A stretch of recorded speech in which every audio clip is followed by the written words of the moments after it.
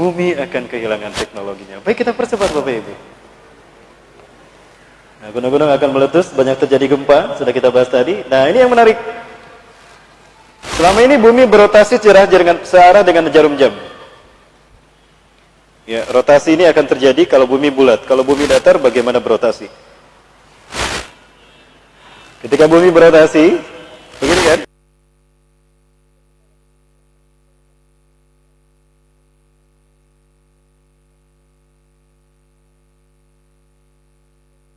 Perpanjangan waktu 3 kali 24 jam. Melambat kan? Berlari ke arah. Menjadi ke sana, ke arah datangnya benda langit. Timur pindah ke barat. Benda langit ini pun kemudian mendekat ke matahari, menjauh dari bumi. Lalu bumi kembali pada porosnya, utara ke utara, selatan ke selatan. Ini terjadi dalam waktu cepat. Namun, posisi barat masih di timur dan timur masih di barat. Maka pada saat itulah ketika matahari terbit, kita akan menyaksikan. Jadi matahari tidak berubah. Yang berubah adalah bumi, perhamba Allah. Dan kalau bumi yang berubah, bagaimana ini bisa terjadi kalau bumi datar dan lebih besar daripada matahari? Itu kan ini Bapak Ibu. Dan kalau matahari sudah terbit dari barat, itu tandanya pintu taubat tertutup. Inna Allah fataha baban pada sab'una ammah litaubah. Sesungguhnya Allah akan membukakan pintu. Akan Allah bentangkan pintu itu qoblal maghribi, sebelum maghrib, sebelum matahari terbit dari barat. Pada sab'una ammah, Allah bentangkan 70 tahun bagi manusia untuk bertobat. La yuglikuhu, pintu ini tidak akan ditutup hatta tatlu asyamsu min maghribiha, sampai matahari terbit dari arah bukan timur, barat. Dari arah terbenamnya, dari arah barat, Bapak Ibu. Itu tanda pintu taubat tertutup. Jadi kalau yang mau taubat, taubatlah sekarang. Yang mau hijrah, hijrah sekarang. Yang mau nikah, buruan sekarang nikah. Baik, kembali ke sini. Ini gimana ini? Udah jam 9 kurang seberapa? Ini dibahas? Baik. Nah, kembali ke sini. Jadi Rasulullah tadi menyebutkan negeri Syam. Sebentar, ini gak ada operator ya. Ada yang mau jadi operator?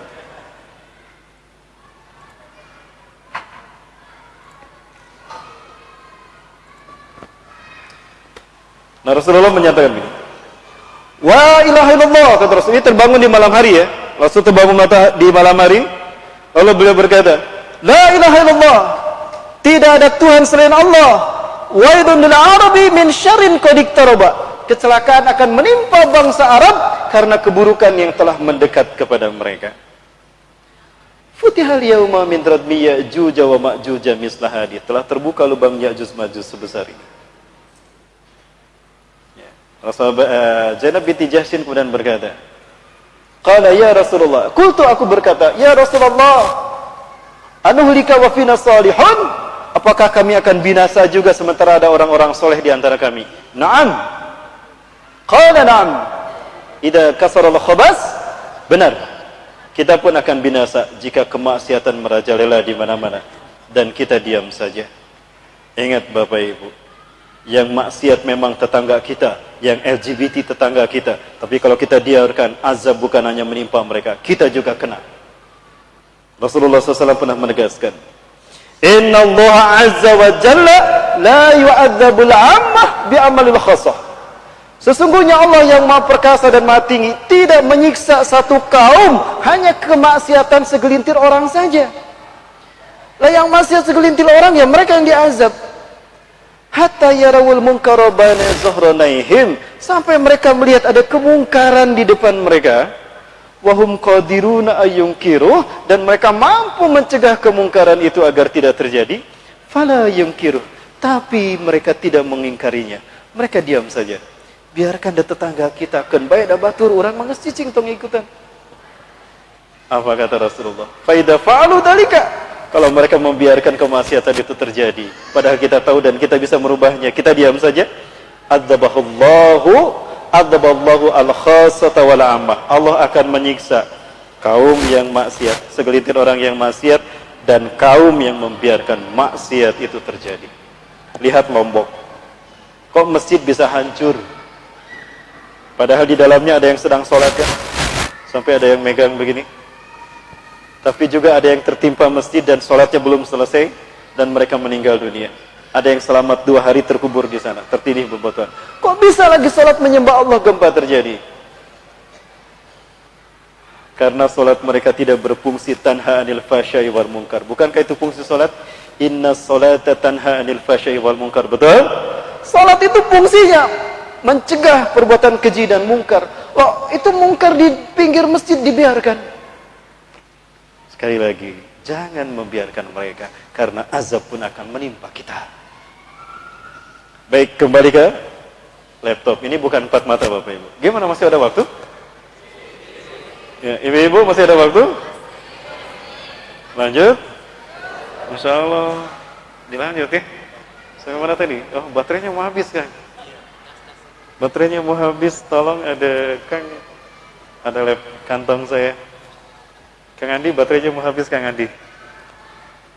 Ada cocolok, ada terminal, ada terminal, cilok, bias ciloknya pakai tadi kepayun kan. Bapak Ibu rahmati Allah, kita akan membahas segi Arab sekarang. Siapakah yang dimaksudkan Arab oleh Rasulullah SAW? Bapak Ibu tolong sebutkan. Bagi kita, Palestina Arab bukan? Arab. Suriah? Arab. Mesir? Arab. Irak? Afghanistan? Yaman? Libya? Tunisia? Irak. Bagaimana kondisi negara-negara itu? Hancur kan? Saya perlihatkan Bapak Ibu.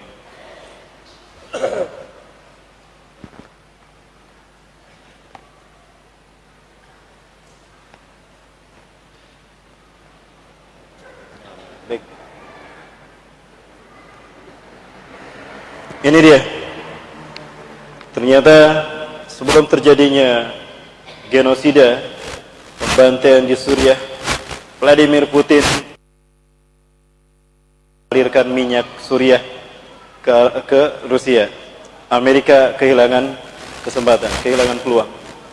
Vladimir Putin ternyata sudah bekerja sama dengan Bashar Assad untuk mengatasi gelombang protes dari warganya. Konflik Suriah 2011 dimulai dari protesnya para pelajar yang menolak kebijakan rezim Bashar Assad yang dinilai ganjil dan zolim. Mereka membuat grafiti di pinggir-pinggir jalan. Lalu Bashar Assad merasa tersinggung, lalu dia mengirimkan pasukan khusus menculik para pelajar tadi. Lalu mereka diculik dan disiksa. Di antara mereka ada yang dimutilasi, Bapak Ibu. Begitu orang tua mereka tahu kalau anak mereka diculik oleh pasukan Bashar Assad, berita dari teman-temannya, maka terjadi gelombang demonstrasi meminta agar anak-anaknya dikembalikan. Ya, anak-anaknya dikembalikan. Bukannya didengar dan disambut, mereka malah diberondong dengan senjata peluru tajam, sehingga terjadilah konflik berdarah. Itu awal mula terjadi. Maka pembantaian berdarah pun terjadi pertama kali di Dar'a. Ini oleh-oleh kami dari Suriah. Mau saya perlihatkan? Waktunya masih cukup? Kita baru bahas Suriah ini. Ya. Ini awal mula tragedi menimpa Suriah.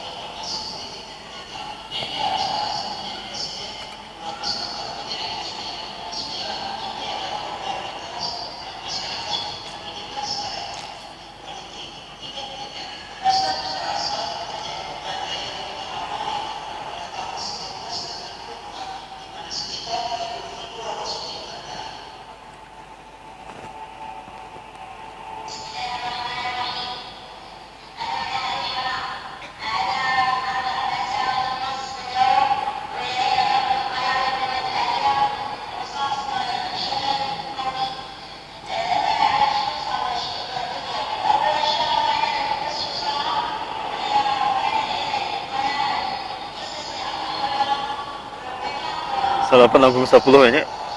Sige, salapan langkung 10. Kali. Kadina bade ngangai topik gitu mu aya panit bapak-bapak nyebut. Ustaz jangan deh, jangan Ustaz. Oke.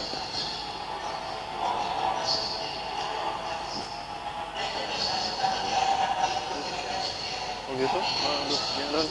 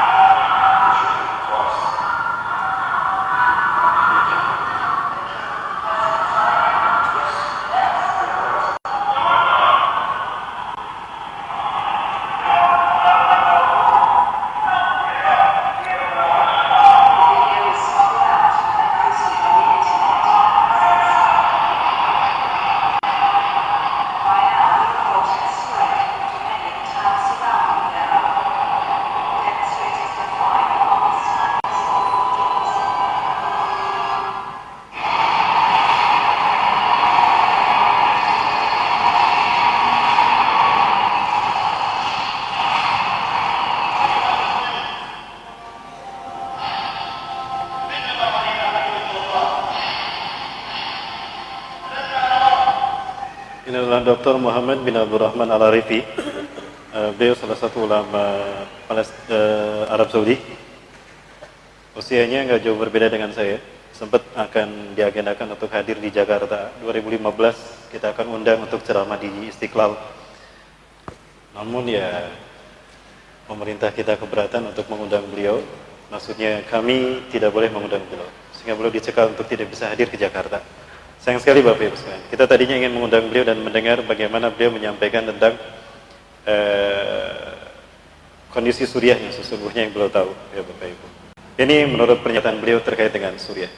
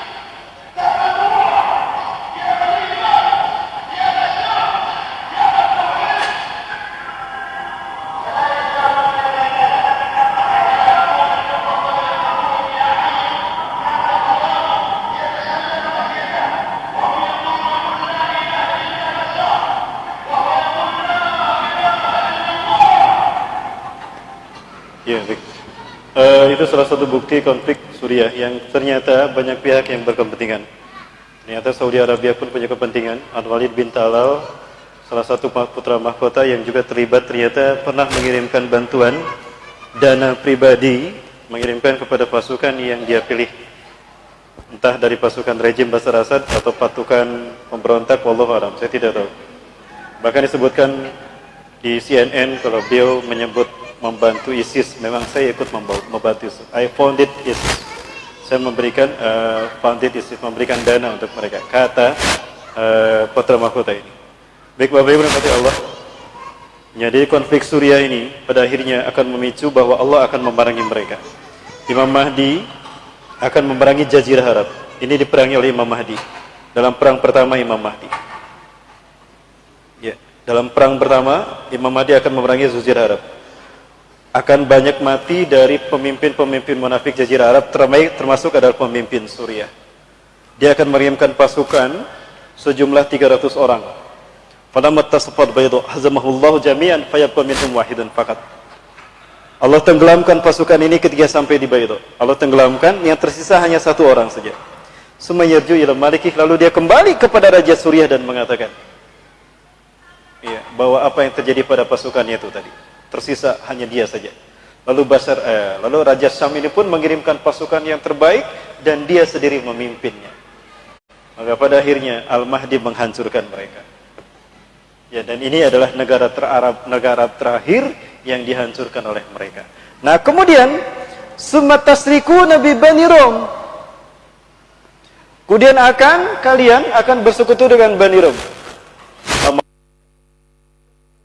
Dia akan meminta bantuan Rusia. Rusia pun pada saat itu akan dihancurkan. Vladimir Putin yang tadi bekerja sama dengan Rusia pun hancur juga. Ya.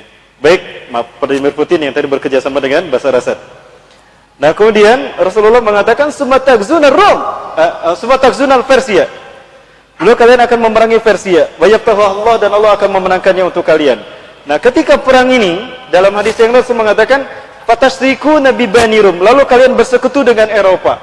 Amerika akan bersekutu dulu dengan umat Islam memerangi tuqatiluna aduwwa min waraikum, memerangi musuh di belakang kalian. Persia, Iran. Bapak Ibu coba lihat di dalam berita, saya pernah mendapatkan berita 4 bulan yang lalu atau 5 bulan yang lalu, Raja Salman pernah meminta agar bangsa Arab bersepakat bersama Arab Saudi untuk memerangi Iran. Pernah mendengar itu? Memenangi Iran. Lalu ini disambut oleh Donald Trump, dan lalu Donald Trump mendesak agar NATO pun ikut bergabung. Isu ini akan memicu terjadinya perang melawan Iran. Lalu dibalas oleh Presiden Iran, ya,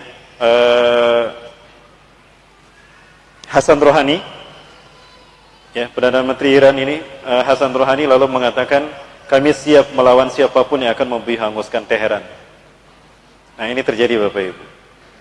Nah, perang melawan Persia ini mengakibatkan ada ghanimah yang sangat besar sekali. Umat Islam mendapatkan ghanimah. Rasulullah menyebutnya Bani Kilab kalau tidak salah. Perang melawan Bani Kilab ini menyisakan ghanimah yang sangat banyak. Yang namanya ghanimah dibagikan kepada orang Islam. Eropa, Romawi tidak kedapatan. Sakit hati mereka.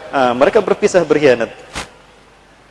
Ketika mereka berpisah, mereka mengangkat salib. Salib menang, salib menang. Umat Islam tersinggung. Kata siapa salib menang? Kami yang ikut berperang juga. Disuntrungkan dah. Disuntrungkan. Nah, disuntrungkan. Didorong, jatuh ke jurang, mati itu. Maka yang orang Islam yang mendorongnya pun ditangkap dan dihukum mati juga.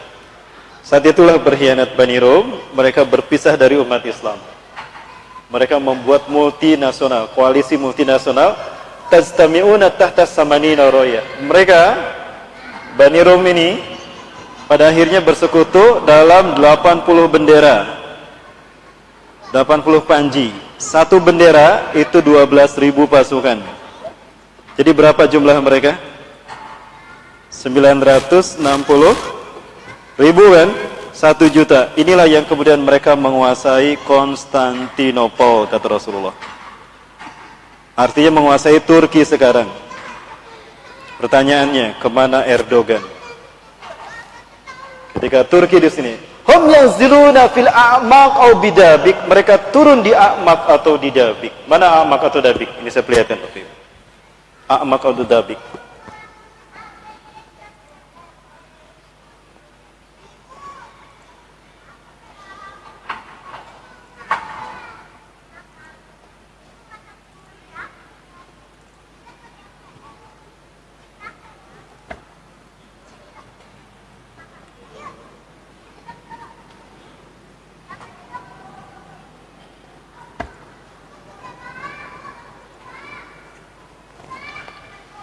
Ya, mereka akan menguasai A'maq ad-Dabik. Ini A'maq Dabik, Turki.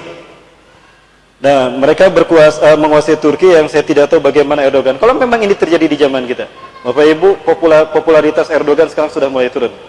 Ya, Ankara dan Istanbul sudah mulai ada partai kelompok yang mulai sudah menggeser reputasi Erdogan.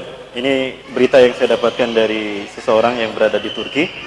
Ya, anak saya sendiri. Beliau kuliah di sana, memberitahukan sekarang elektabilitas Erdogan sudah tidak bisa diharapkan lagi, maksudnya kalah polling suara Erdogan. Nah, pertanyaannya lalu kemana Erdogan? Keberadaan orang-orang anti Erdogan ini yang membuka masuknya Bani Rom ke Turki.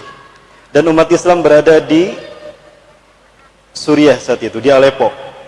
Terjadi perang yang saat itu perang berkecamuk dengan sangat dahsyat, dan itu pula perang nuklir terjadi. Saya ada simulasi tentang perang nuklir, tapi kalau saya tayangkan kita selesai jam 10 malam. Ada analisa perang nuklir Bapak Ibu. Yang ini memicu terjadinya perang dunia ketiga. Nah, perang nuklir ini adalah perang nuklir penghabisan. Kenapa? Karena umat Islam kemudian pada saat itu akan berebut Konstantinopel dari mereka. Di bawah pimpinan Al-Mahdi. Al-Mahdi telah muncul sejak kita perang melawan Jazirah Arab. Karena Raja Syam akan mati di tangan Al-Mahdi. Dan Raja Syam adalah Raja Arab yang terakhir. Persia kalah tadi, Syam sudah kalah. Ya, maka umat Islam memerangi Rusia. Rusia pun ikut kalah ketika Suriah hancur. Maka kemudian perang melawan B, ratu besar yang setiap jejaknya meninggalkan darah-darah manusia, Amerika. Amerika bersekutu dengan Eropa yang turun di A'maq ad-Dabik Turki, dan itu dikalahkan. Summa tagzuna Rum wa yaftahuha Allah. Lalu kalian akan memerangi Eropa dan Allah memenangkannya untuk kalian. Akhirnya ini pun kalah. Ketika ini kalah, maka Israel pun akan kehilangan perlindungannya. Di saat itulah mereka dihabisi. Dr. Bassam Nahjar membuat dalam bukunya, Israel akan hancur 2022. Betulkah Israel akan hancur 2022? Berapa tahun lagi? 3 tahun lagi. Aduh, saya butuh waktu banyak untuk membahas ini. Ada 4 asumsi kenapa Dr. Bassam Nahjar dari Palestina mengatakan Israel akan hancur di tahun ini. Asumsinya menarik, Bapak Ibu. Suatu saat kalau memang waktu kita cukup, kita bahas khusus nanti ya. Ini mungkin pertemuan pertama, nanti kita buka lagi pertemuan berikutnya. Ya, kita lanjut Bapak Ibu ya. Saya singkat lagi Bapak Ibu, ini sudah jam 9. Baik, nah di saat itulah kemudian umat Islam berhasil menguasai Konstantinopel. Kembali pasukan Al-Mahdi ke Suriah. Di situ mereka mendarat di Halab. Halab adalah Aleppo.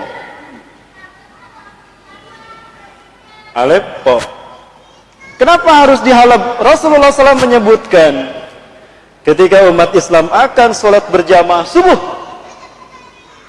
wa qad uqimatis shalah, dan subuh qomat sudah dikumandangkan, wa imamukum minkum, dan imam kalian adalah Al-Mahdi dari kalangan kalian sendiri, wa huwa yusaffu sufufakum, dan dia meluruskan saf salat kalian. Istawu sufufakum tarasu wa tadilu. Falamma yusaffu sufufakum, maka tatkala Al-Mahdi meluruskan saf salat kalian, fanazala Isa bin Maryam ala janahain malakain, maka turunlah Isa bin Maryam memegang sayap 2 malaikat. Jika melihat ke bawah berjatuhan sesuatu mirip air, tanda telah berwudu di ruang angkasa, di langit sana. Kalau melihat ke atas berjatuhan sesuatu mirip mutiara. Yang zilu indal manaratil bayda, beliau turun di masjid bermenara putih. Tepat sekali di masjid bermenara putih itu, Sarkia di Moskow atau Rasulullah, menara putih itu cuma di Aleppo, dan itu bernama Masjid Umawi. Masjid bermenara putih. Seperti apa masjidnya? Ini masjidnya.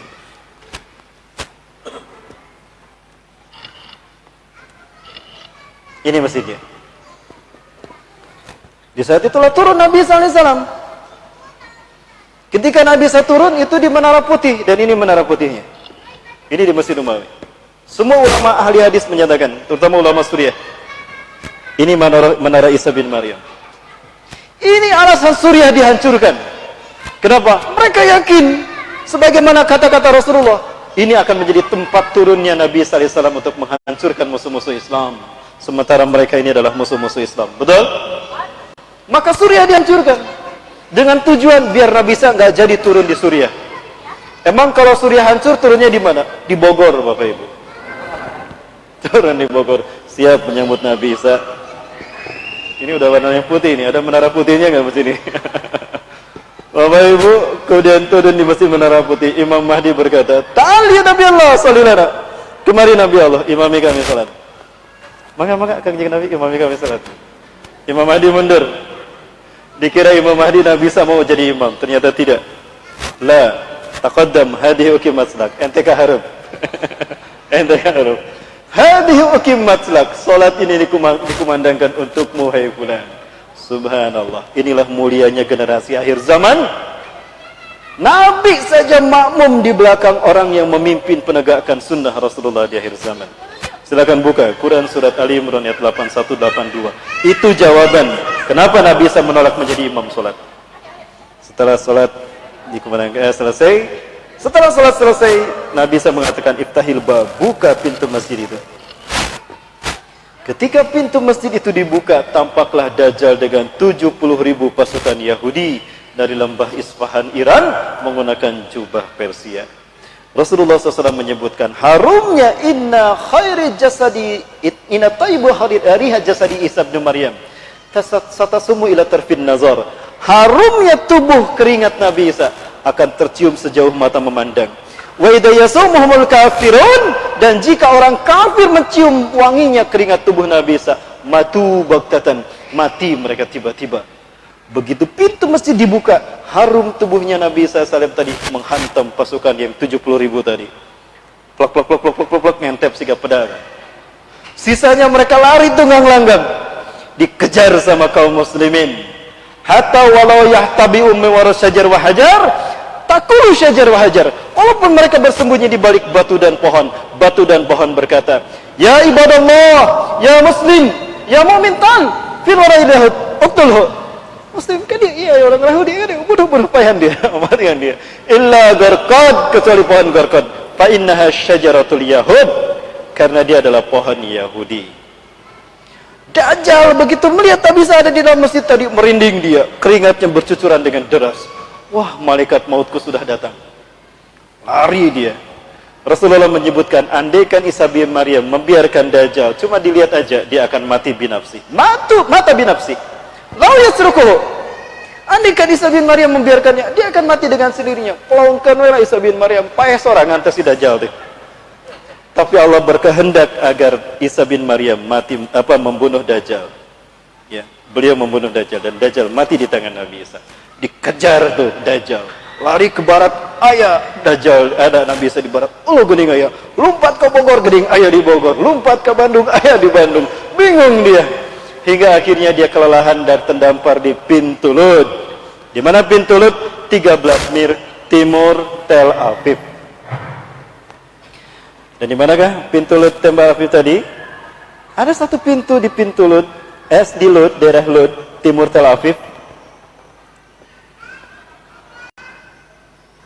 Dan itu luar biasa Bapak Ibu sekalian. Ini Rasulullah menyatakan,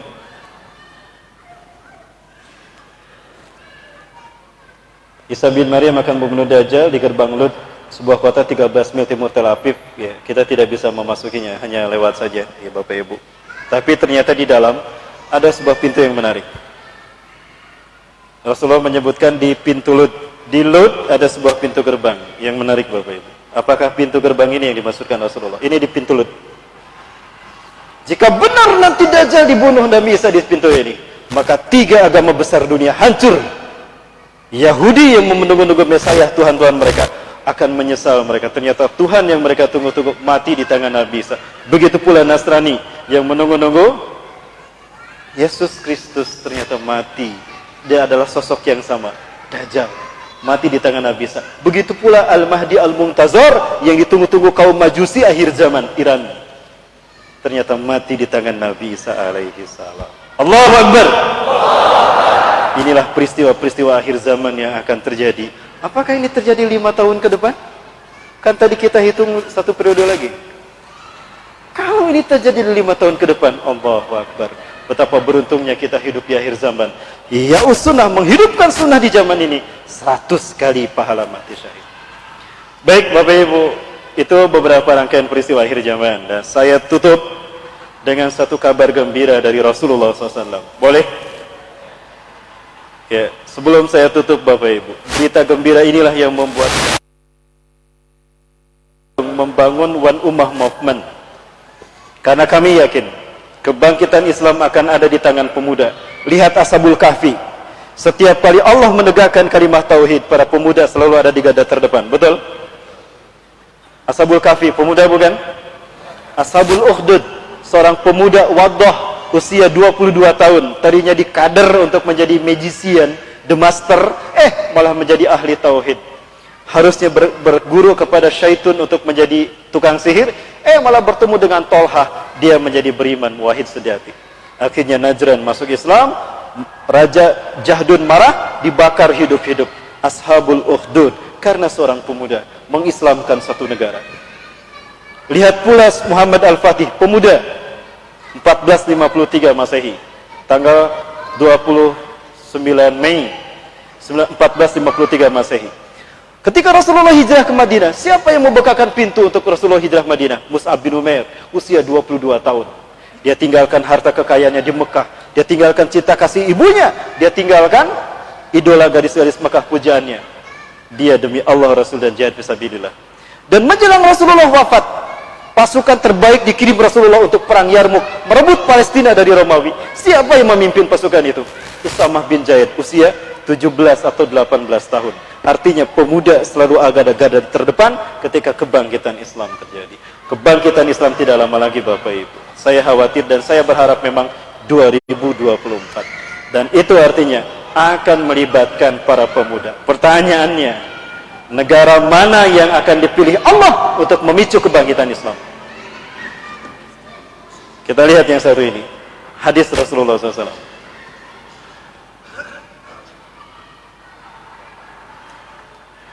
Pernahkah Rasulullah menyebutkan Indonesia? Rasulullah tidak pernah menyebut Indonesia, tapi Rasulullah menyebutkan merah dan putih dalam hadisnya. Ini hadis Rasulullah SAW. Saya temukan dari Sahih Muslim, Syarah An-Nawawi. Rasulullah bersabda dari Sauban, annahu sami'a Nabi SAW yaqul. Sauban mendengar Rasulullah bercerita, inna rabbi, sungguhnya Tuhanku melipatkan bumi ini untukku.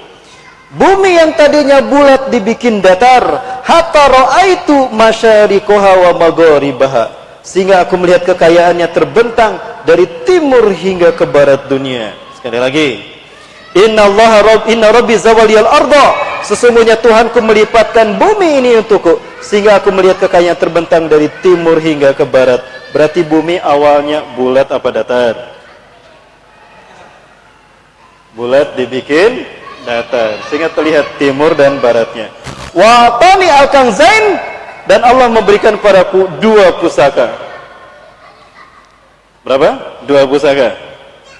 2 pusaka ya? Al-ahmar wal abyadu, pusaka merah dan pusaka putih. Wa anna ummati, dan sungguh umatku di akhir zaman, saya belughu mulkuha ma zawaliya minha. Umatku di akhir zaman akan kembali berkuasa dari timur hingga ke barat dunia. Berkuasanya umat Islam dari timur hingga ke barat dunia, Rasulullah kaitkan dengan merah dan putih. Apakah ini maksudnya Indonesia? Bapak Ibu, saya penasaran. Saya manfaatkan momentum pertemuan saya dengan ulama-ulama Timur Tengah. Ini di Masjidil Aqsa. Selesai sholat subuh berjamaah di Masjid Qibli. Ini Masjid Qibli ini. Ini area Al-Aqsa itu alun-alun Pak. Ini Al-Aqsa itu seluas ini. Di dalamnya ada beberapa masjid, ada Dome of the Rock. Disebut Dome of the Rock karena ada batu yang dinaiki Rasulullah ketika Mi'raj. Disebut juga Qubatus Sorahra karena ada kubah emas berwarna kuning.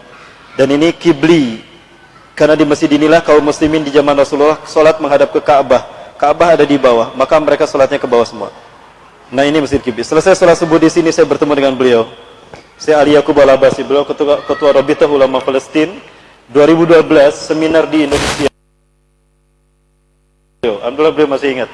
Saya tanya kepada beliau tentang arti merah putih. Begitu pula dengan Syekh Yusuf Abu Sunainah. Setelah sholat asar kami diundang untuk audiensi dengan beliau. Saya juga tanyakan kepada beliau tentang pandangan beliau terkait dengan merah putih dalam hadis tadi. Apakah itu Indonesia? Dan kemudian Syekh Abu Bakar Al-Awawidah. Beliau lama di penjara Israel dan disiksa, dibentur-benturkan kepalanya sehingga beliau buta. 2016 beliau memimpin salat tarawih di Jogokarian. Mereka semua kita tanya tentang arti merah putih.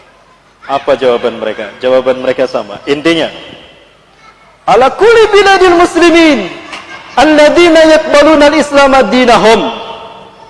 Dari semua negara-negara Islam, negara-negara yang menerima Islam sebagai agamanya. Sekali lagi, dari semua negara yang menerima Islam sebagai agamanya, antum ya Indonesia, lam yahtarakumullah liqiyami hadzal din. Tinggal kalian Indonesia yang belum Allah pilih untuk memimpin kebangkitan Islam. Tinggal kita.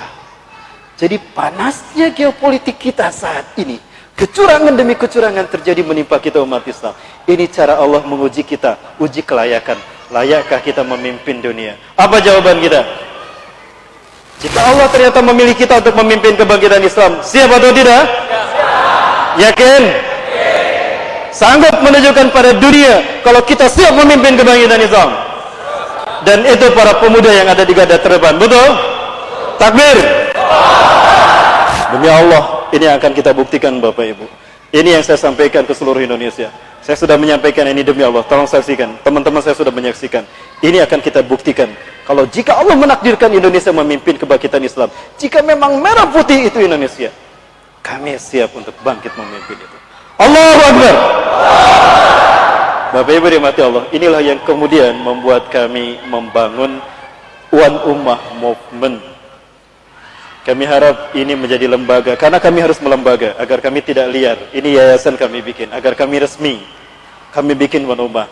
Kami sudah bertekad untuk keliling Indonesia. Maka setiap akhir pekan, saya waktu keluar dari rumah. Saya keluar dari Bandung. Dan ini sudah kota yang kesekian saya kunjungi. Ini seluruh Indonesia yang insya Allah Bapak Ibu. Dan ini akan kita sampaikan. Kondisi kita akan kita sampaikan ke saudara-saudara kita di Palestina, Jordan, dan Mesir. Kita akan satukan mereka untuk membantu kebangkitan Islam. Bapak Ibu, makanya kami One Ummah Movement. Kang, mana tim? Kang Kurnia sudah dapat izin? Sudah dapat izin. Ini ada tim sunduk dari One Ummah Movement Bapak Ibu. Barangkali di antara Bapak Ibu ada yang mau berkontribusi kepada kami. Misal kalau kami One Ummah Movement bersama dengan Dewan Pembina. Dewan Pembinanya adalah Ustadz Zulkifli Muhammad Ali, Babe Haikal Hasan, dan juga ada Wakil Ketua DPRD Kota Bandung. Beliau juga sama-sama menjadi Dewan Pembina One Ummah. Kita bertekad Bapak Ibu untuk membawa merah putih ini memimpin kebangkitan Islam. Saya sudah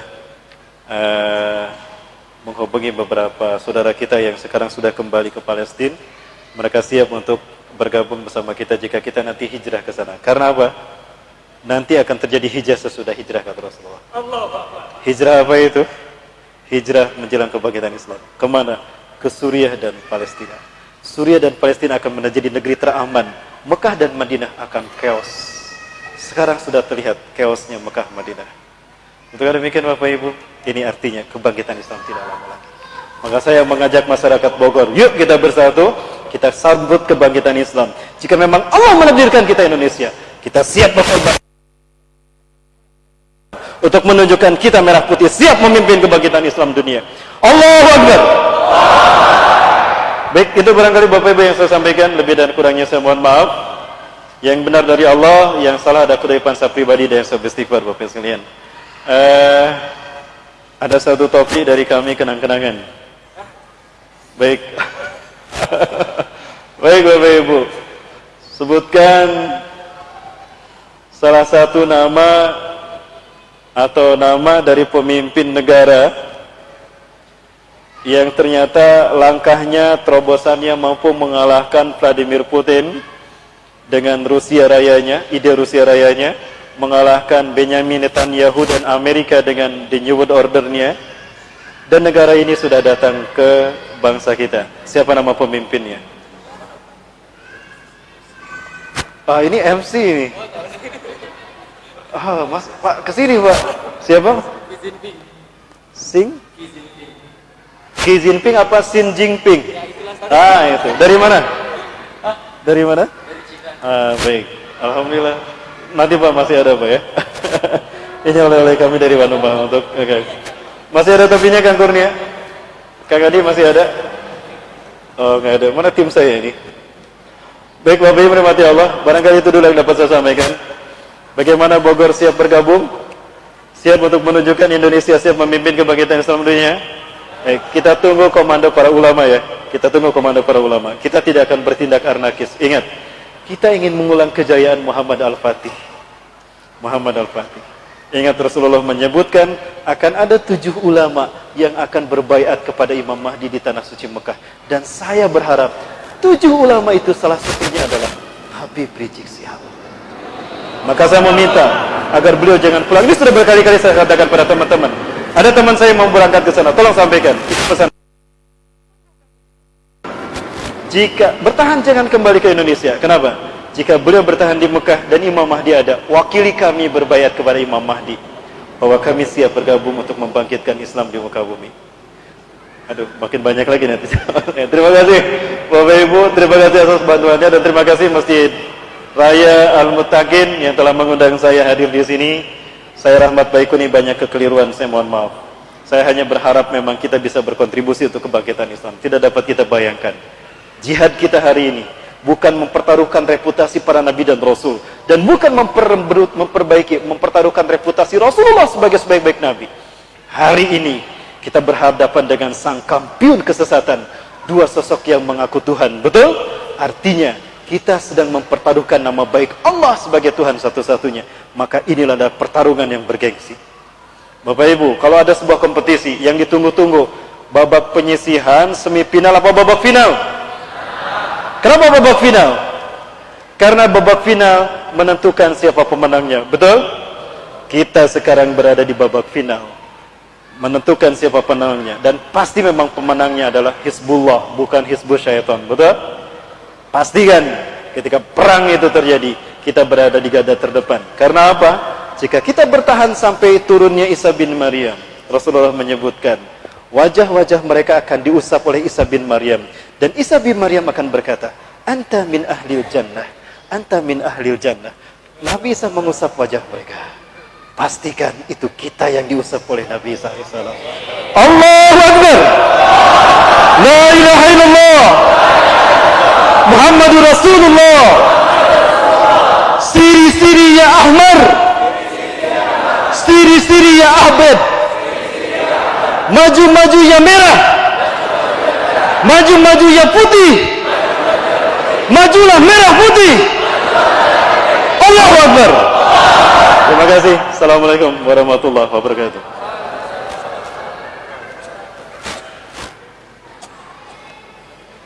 Pertanyaan. Assalamualaikum warahmatullahi wabarakatuh. Semua Ustadz Baikuni selalu dalam berkah dan iman Allah. Terima kasih. Amin amin insyaallah. Di akhir zaman ini umat Islam layaknya air dan minyak. Apakah di zaman ini Imam Mahdi yang menyatukan Islam di bawah kekhalifahannya, ataukah umat Islam dan syariat akan tegak sebelum Imam Mahdi dibayat? Baik Bapak Ibu rahmatullah, terima kasih pada Ikhwan yang bertanya. Ikhwan apa ini? Ikhwan ya? Bapak Ibu rahmati Allah, Imam Mahdi ini tugasnya ada beberapa tugas. 1, Imam Mahdi kata Rasulullah, yamlul ardu adlan wa qistan. Beliau akan memenuhi dunia dengan keadilan dan kesejahteraan, kama muliyat zulman wa jawran, sebagaimana sebelumnya penuh dengan kezaliman dan pembantaian. Artinya di zaman Imam Mahdi dunia akan aman sejahtera. Saking amannya Rasulullah mengatakan Allah akan mencabut sifat buas dari semua binatang buas di muka bumi. Taro asibyan tata'ammal bil hayah, engkau akan menyaksikan anak-anak kecil bermain-main dengan anaconda, dengan ular. Saking Allah mencabut sifat buas tadi, aman sejahtera. Seekor rusa akan bermain-main dengan singa. Dan di saat itulah Islam akan tegak seluruh dunia. Dan beliau akan yujaddidu dinaha, akan membersihkan Islam dari paham-paham sesat. Islam akan dibersihkan dari Syiah, Islam akan dibersihkan dari Ahmadiyah, Islam akan dibersihkan dari Qaus dan berbagai macam, termasuk dari Islam Nusantara.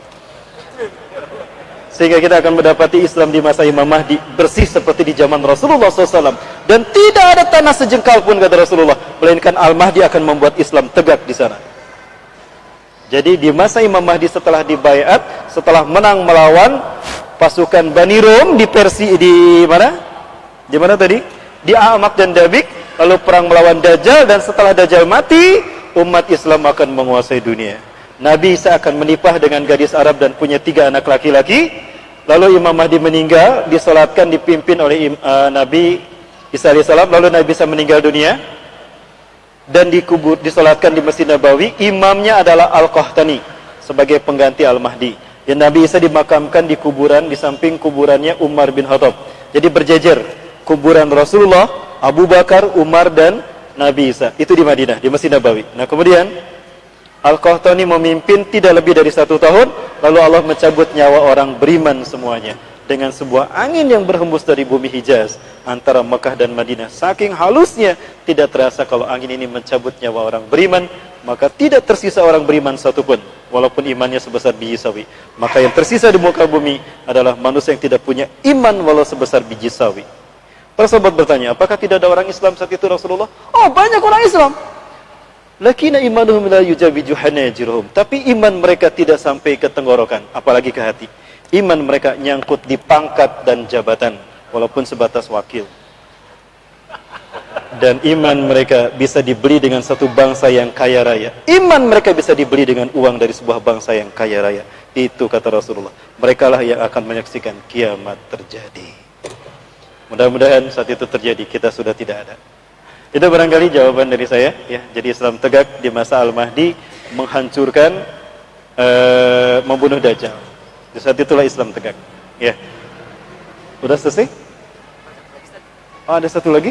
Masih banyak sih, cuma yang live boleh nggak? Ahwat ada yang mau bertanya? Oh, Pak Ahwat. Barusan dari Iwan. Live aja saya bertanya. Ada yang mau bertanya dari yang Mas Romilan? Kalau dari Bapak Hasil ada. Ayo Bapak. Ahwat tidak ada? Bapak silakan. Ini ada Bapak yang bertanya. Oh, ada Ahwat ternyata Pak. Ada Ahwat yang bertanya Pak. Iya.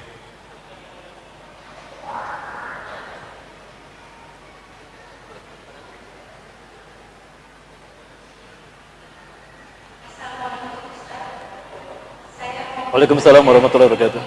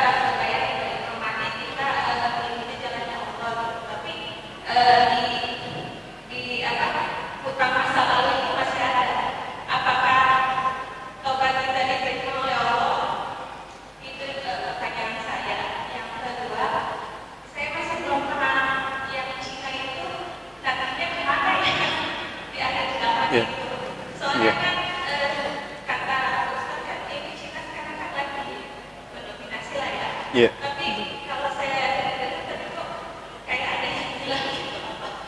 Cina belum bebas ya? Ya. Wah, ini panjang lagi Bu. Jadi 1 termin lagi nih, 2 jam lagi. Baik Bapak, terima kasih Ibu sudah menjawab.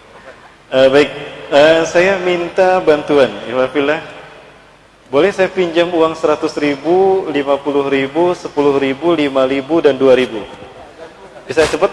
Ya, saya pinjam. Ini saya tunjukkan bahwa ini tidak lama lagi kapitalisme akan hancur. Ketika Amerika hancur, maka uang kertas tidak lagi digunakan. Ya, saya yakin ketika Amerika hancur, Imam Mahdi kan sudah ada. Nah, di saat Imam Mahdi dibaiat, saat itu adalah kehancuran uang kertas. Kenapa demikian?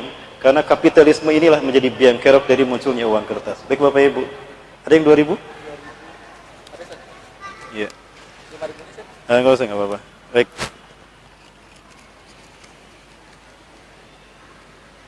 Bapak Ibu rahmati Allah, di antara uang-uang ini mana yang nilainya paling tinggi? Wah, apal nu beureum euy. Ya, yang warna merah ya. Betul yang warna merah? Ya, yang paling rendah adalah yang 2000. Apa yang membedakan nilai sehingga uang ini memiliki nilai lebih daripada yang lain? Nominalnya, angkanya kan? Padahal ongkos membuat uang ini sama dengan ongkos membuat uang ini. Betul? Ya, itu namanya riba fadli. Riba fadli. Rasulullah SAW pernah mengatakan dalam hadisnya, "Sayati fi akhir zaman ya'khuduna an-nasar riba." Akan ada satu akhir zaman di mana manusia akan memakan harta riba. Kalaupun mereka tidak memakan harta riba, mereka akan terkena debu riba. Kalaupun mereka tidak memakan harta riba, mereka akan terkena debu riba. Kita tidak bertransaksi secara riba, tapi kita menggunakan alat riba. Inilah debunya. Jadi jangan mengaku, mengklaim kita sudah syariat, ekonomi kita sudah ekonomi syariah. Bank kita sudah bank syariah, kalau alat tukarnya masih ini. Betul? Ini riba fadli kan? Sama kok ongkos membuat uang ini dengan ongkos yang membuat ini. Betul? Ini jahatnya uang kertas. Saya terus buka saja, terus terang saja Bapak. Ini hak kita kan? Untuk berpendapat. Ini demokrasi. Ya, hak berpendapat. Baik Bapak Ibu. Sekarang ini fungsi alat ini. Bapak Ibu sekalian, dulu uang 2000 di zaman saya masih SD, kebeli baju lebaran, satu setel. Betul? Kebeli baju lebaran. Uang 5 perak saya masih bisa beli bakso cuanki satu mangkok, 5 perak. Sekarang uang 2000 ini kepakai apa? Bisa beli baju satu setel dengan uang 2000. Ini inflasi namanya. Dengan seenaknya mereka menciptakan inflasi, menjatuhkan negara kita. Dan kursnya dolar. Kenapa harus dolar? Saya butuh 2 jam untuk membahas dolar. Itu mata uang dajjal. Baik, Bapak Ibu, ini inflasi. Padahal baru 30 tahun yang lalu. Baru 30 tahun lalu, sekarang sudah ini paling dikasihin ke uang parkir kan? Parkir motor. Mobil 5.000, udah nggak mau dikasih ini. Nah baik, ini ribanya. Kemudian, siapa yang membuat uang kertas ini? Apakah Menteri Keuangan? Pernah melihat ada tanda tangan Presiden dan Menteri Keuangan? Nggak ada. Ini Bank Indonesia yang menciptakan, yang membuat. Dan Bank Indonesia tidak bertanggung jawab kepada Presiden, tidak bertanggung jawab kepada Menteri Keuangan, tanggung jawabnya kepada IMF. Siapa IMF? Siapa IDB, International Development Bank? Itu mereka. Kaum super kaya, Yahudi, George Soros. Itu yang mereka menggerakkan. Kemudian, yang dibuat pemerintah kita adalah melalui sidang pleno DPR MPR RI menghasilkan RAPBN, betul? RAPBN itu hanya anggaran dalam jumlah angka sekian. Diserahkan kepada Bank Indonesia lalu mencetak uang sejumlah RAPBN, betul? Lalu diberikan uang itu kepada pemerintah. Itu berarti hutang pemerintah kepada Bank Indonesia. Apakah pemerintah membayarnya cash? Tidak, 5 tahun periode, 1 periode kekuasaan. Berarti dicicil selama 5 tahun. Lah kalau dicicil, ada bunga per lembarnya kan? Ketika kita menyimpan uang ini di dompet kita, artinya kita siap membayar bunga dari setiap lembar yang kita simpan. Apa itu bukan riba? Nah ini namanya sistem kapitalis. Dan tidak lama lagi, Imam Mahdi akan menghancurkan ini. Munculnya Imam Mahdi, dolar hancur. Kita akan kembali kepada dinar dirham. Situasi chaos perang akan membuat uang kertas tidak berlaku. Maka manusia akan kembali kepada emas. Dengan saat itu maka rontok semua perjanjian, batal semua perjanjian riba kita dengan sendirinya di saat kita berbayat pada Imam Mahdi. Baik Bapak Ibu, ini inflasi, ini riba. 30 tahun sudah berubah nilainya kan. Baik, suatu hari Rasulullah perintahkan Ali bin Abi Thalib membeli kambing. Rasulullah ngasih 1 dinar. Li, beli kambing li. Rasulullah membeli 1 dinar. Ali membawa 1 dinar ke pasar domba. Kenapa Ali yang disuruh? Karena Ali sahabat yang paling pintar mencari domba yang hebat. Pulang dari sana bawa 1 domba, 1 dinar. Di tengah jalan ada sahabat yang mencegatnya. Assalamualaikum Li. Waalaikumsalam. Dari mana Li? Ya beli domba biasa. Kamu ini memang orang yang paling hebat cari domba. Domba kamu ini bagus Li. Boleh aku beli? Aduh maaf ini punya Rasulullah. Saya disuruh sama Rasulullah. Kamu bisa beli lagi. Aku beli 2 dinar. Kamu beli berapa? 1 dinar. Aku beli 2 dinar. Kamu ridho? Iya ridho. Kamu bisa beli lagi, dapat 2 nanti kan? Ya udah tuh, nih. Ridho ya? Ali dapat 2 dinar. Balik lagi, dapat berapa domba? 2 domba. Balik ke Rasulullah SAW. Loh, kok dombanya 2 Li? Kan aku hanya ngasih 1 dinar. Diceritakan tadi ada sahabat yang membeli 2 dinar. Aku balik lagi, maka dapat 2. Subhanallah. Berkah kamu Li. Yuk kita sembelih, kita makan sama-sama. Disembelih. 14 abad yang lalu, domba 1 dinar. 1 dinar. 1 dinar berapa? Sekarang 3 juta. Kurs emas 700.000 per gram kan? Dinar sekarang 1 juta. 3 juta. 1 dinar 3 juta. Dulu domba 3 juta. Sekarang 3 juta kebeli domba tidak? Ada inflasi tidak? 14 abad dinar tidak berubah. Ketika Imam Mahdi memimpin, kita akan kembali kepada dinar dirham. Sekarang sudah ada insya Allah. Hati-hati Bapak Ibu. Saya menyarankan Bapak Ibu yang punya deposito uang di bank, pindahkan ke emas sebelum nanti hilang. Pernah ada terjadi kasus di Bank Mandiri. Itu tes water. Siap-siap. Kalau Bapak Ibu tidak mengalihkan ke emas, ketika teknologi ini akan mereka manipulasi oleh, ini akan diperangi oleh Rasulullah. Rasulullah menyebutkannya setelah perang melawan Dajjal. Karena mereka akan menjadi pasukan pembuka Ya'juj dan Ma'juj. Mereka akan ditumbalkan oleh Ya'juj Ma'juj untuk menghadapi umat Islam. Innakum satagzuna Turka. Kalian akan memerangi Turki. Turki maksudnya Cina.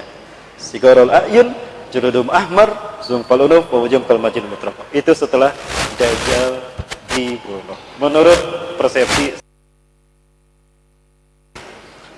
itu Bu. Nah nanti umat Islam kemudian menang. Ghanimah melawan ini banyak sekali. Di Indonesia saja 72% tanah milik mereka. Ghanimah di mana-mana. Lalu kemudian umat Islam diperintahkan masuk ke dalam rumah. Masuk kalian ke dalam sebuah gedung. Kenapa? Ya'juj Ma'juj akan turun melawan kalian. Nabi Isa aja gak berani menghadapi Ya'juj Ma'juj. Maka bersembunyilah di balik dinding. Tidak ada yang keluar sampai subuh tiba. Ya'juj Ma'juj turun dengan waktu yang sangat cepat dari dataran tinggi. Tidak ada manusia yang tersisa kecuali akan dihabisi oleh Ya'juj Ma'juj. Lalu Ya'juj Ma'juj berkata, semua penduduk bumi sudah kita habisi. Padahal masih ada kaum muslimin yang bersembunyi di bawah pimpinan Nabi Isa dan Imam Mahdi. Lalu seseorang dari Ya'juj Ma'juj melemparkan tombak ke langit. Maka tombak tadi kembali dengan berlumuran darah. Penduduk langit pun sudah kita bunuh. Ayo rame-rame. Lalu mereka rame-rame melemparkan tombak ke langit. Lalu tombak-tombak mereka kembali dengan berlumuran darah. Di saat itulah Allah menghukum Ya'juj Ma'juj dengan turunnya ulat. Hujan ulat menimpa mereka. Lalu mereka merunduk karena ada hujat ulat. Nah, ulat itu masuk ke punduk mereka. Ada yang lari ke otak, memakan otak mereka. Dan masuk ke dalam jantung, memakan organ tubuh mereka. Subuhnya, semua Ya'juj Ma'juj mati bergelimpangan. Pagi hari setelah salat subuh berjamaah, Isa bin Maryam perintahkan, hendaklah salah seorang kalian keluar, memastikan Ya'juj Ma'juj apakah masih hidup atau tidak. Lalu seseorang yang siap mati, dia keluar. Allahu Akbar! Allahu Akbar! Allahu Akbar! Ishhadu ayyuhal muslimin, inna Ya'juj wa Ma'juj qad matat jami'an, qad matu jami'an. Bersaksilah wahai kaum muslimin, keluarlah kalian, Ya'juj Ma'juj sudah mati semua. Begitu Bu, di saat itulah kemudian mati. Saking tidak adanya saking makanan saat itu makmur luar biasa, Ya'juj Ma'juj pun dimakan sama kambing-kambing kita. Kambing kita akan gemuk dengan memakan daging Ya'juj dan Ma'juj. Artinya, saking banyak berserakan jasad Ya'juj dan Ma'juj. Itu barangkali Bu. Nah, insya Allah, di saat itu hutang kita lunas semua. Jadi yang cicilannya masih gede, jangan khawatir. Nanti lunas ya. Kapan? Di saat Imam Mahdi mengalahkan Eropa. banirum. Saat itulah sistem ekonomi finansial yang dibangun dengan era digital hilang. Maka kembali kepada pokok harta kita. Itu barangkali Bu. Ya, terima kasih. Insyaallah barangkali itu dulu. Sekali lagi saya ucapkan terima kasih pada DKM Masjid Raya Al-Mutakin. Terima kasih pada rekan-rekan yang sama-sama hadir. Terima kasih sudah. Jika Allah berkehendak kita bertemu lagi dalam waktu yang akan datang. Terima kasih. Hadanallahu wa iyyakum ajmain wa minkum. Assalamualaikum warahmatullahi wabarakatuh.